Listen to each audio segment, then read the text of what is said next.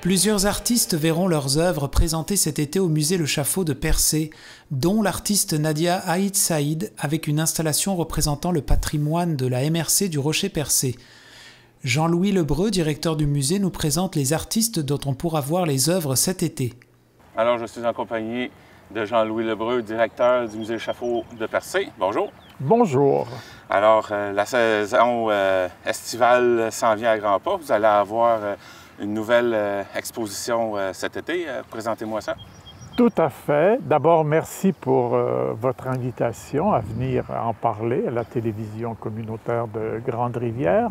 Bon, on est qu'au début de la fin du mois de mai, bientôt début juin, mais le musée n'ouvre toujours en fait ses portes que du 24 juin au 24 septembre.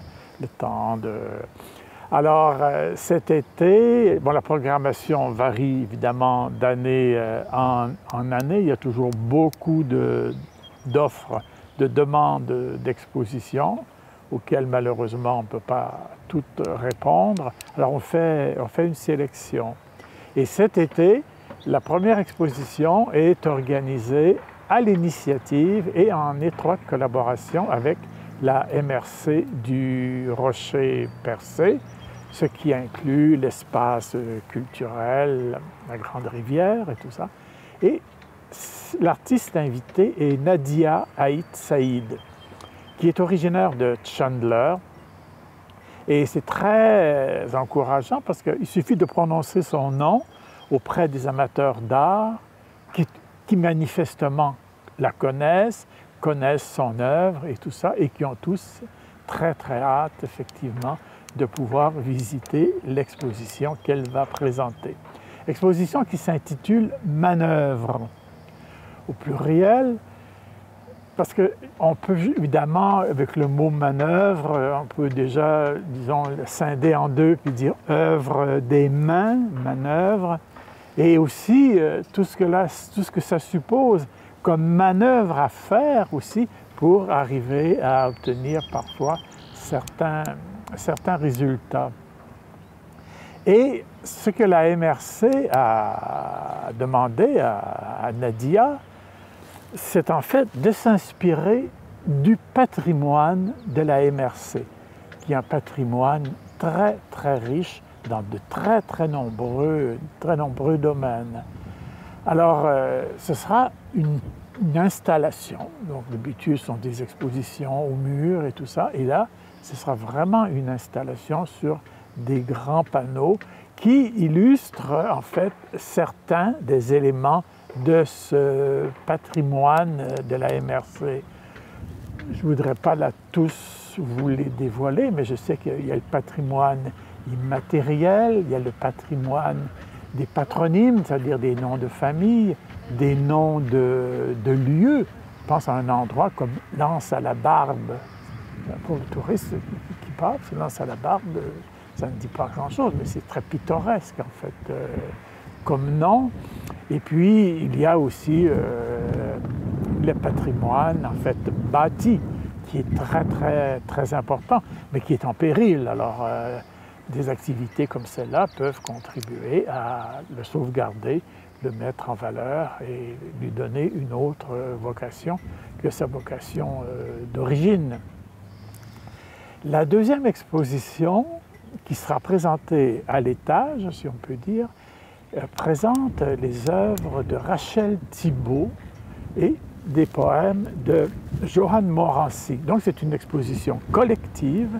Rachel est très connue parce que, bon, elle a exposé à Percé à plusieurs reprises, dans différentes galeries, dans des lieux publics également. Et puis, j'ai dit, tiens, ce serait le temps de... Et elle a eu cette initiative d'inviter Johanne Morancy à y ajouter quelques extraits de certains poèmes. Et le titre de l'exposition de Rachel et de Johanne, c'est « Se livrer au paysage ». C'est très bien. Ah oui, le paysage est magnifique, c'est grandiose et tout ça. Mais vous savez, le paysage nous apporte quelque chose, mais on tire aussi des bénéfices, en fait. de se laisser aller, de s'abandonner en fait au paysage. Et les œuvres de Rachel, dans ce sens-là, je dirais, ce sont comme des cartes, effectivement, pas postales, j'aime pas du tout cette expression, mais je dirais plutôt des poèmes aussi, qui vous invitent à vous laisser aller, à observer, à regarder et à profiter en fait de cette série de tableaux, enfin récents, auxquels effectivement Johann, en les voyant, s'est laissé inspirer par les sujets des différentes œuvres, donc s'inspirer du paysage.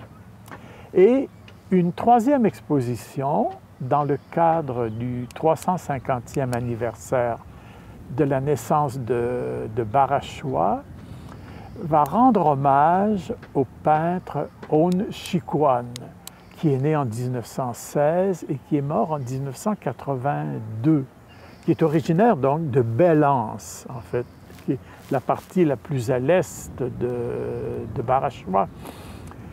Et là encore, on m'a demandé, et c'est quand même intéressant de voir comment dans les années 30, je dirais 40 et 50, ce peintre qui n'avait pas une formation académique très importante a quand même réussi. Quand on voit certaines œuvres, on s'est dit mais il est de l'avant-garde, en fait, il devance ce qui se faisait dans les courants traditionnels en art visuel au Québec à ce moment-là, et particulièrement ici en Gaspésie. Qui pouvait soupçonner qu'à Belance on pourrait avoir en fait une création artistique? Certaines des œuvres qui seront présentées au musée ont d'ailleurs déjà été présentées à la Galerie nationale du Canada, ce qui est devenu le Musée des beaux-arts du Canada, au Musée des beaux-arts du Québec, et d'autres œuvres qui font partie de l'exposition appartiennent à des particuliers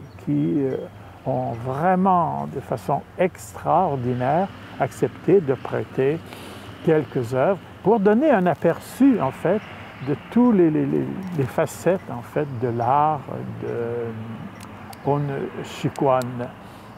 Malheureusement, ça aurait été intéressant de pouvoir faire une exposition plus importante, mais faute de temps, l'organisation, non, j'ai dit, il faut qu'on fasse quelque chose, on va s'organiser dans l'espace pour que, à côté de l'exposition Manœuvre, il puisse également y avoir une place pour l'hommage rendu à On Chikwan, sous le simple titre de On Chikwan, le peintre de Belance. Alors voilà pour les trois expositions majeures, et on aura aussi en exclusivité, mais on n'aura qu'une œuvre, parce que les budgets malheureusement du musée ne permettent pas, mais on va quand même présenter une œuvre d'André Fournel. Et pour être très bref, simplement vous dire qu'André Fournel, cet artiste, est le récipiendaire du prix Paul-Émile Bordua de 2021. Donc c'est le plus grand prix décerné au Québec en art à un créateur et tout ça. Ayant eu l'occasion de travailler avec lui par le passé, je me suis dit, oui, 2021, on est en 2022, ce sera l'occasion de faire connaître, moi je pense surtout aux gens d'ici, aux Gaspésiens, qui n'ont pas toujours la possibilité, mais un petit tour de voiture, si je peux dire, à Percé. Ah, tiens, il y a André, alors on ira voir. Et puis il y aura toujours, évidemment, les œuvres de la collection permanente du musée, une sélection seulement. On varie de façon à permettre aux différents donateurs de présenter les œuvres qu'ils ont données dans le courant de l'année. On a reçu 3 œuvres d'Alberto Tommi, un don exceptionnel en fait qui était donné. Et puis on a aussi d'autres œuvres de Kitty Bruno, qui est décédé malheureusement l'année dernière, que on va enlever quelques œuvres, en présenter là pour permettre la présentation cet été des œuvres récentes qui appartiennent aux collections du musée. Plusieurs artistes que vous allez présenter cet été, ça va être vraiment intéressant visuellement d'avoir autant de différences. Tout à fait d'accord, tout à fait, parce que vous savez, une installation, c'est pas... Vous avez un tableau, vous le fixez au mur et tout, mais l'installation demande toute une préparation. D'abord, le support sur lequel les œuvres seront présentées, la juxtaposition des panneaux dans l'espace et tout ça. Et c'est la première fois. Donc c'est une nouveauté, en fait, pour le musée, qui est très heureux de pouvoir présenter cette exposition grâce à l'initiative de la MRC du Rocher-Percé. Et je dois dire, personnellement, ça fait déjà plusieurs années que je songeais à présenter une exposition des œuvres de Nadia Aït Saïd. Mais il y a des demandes, et puis malheureusement, il faut refuser, on ne peut pas tout accepter. On est ouvert que durant l'été et tout ça.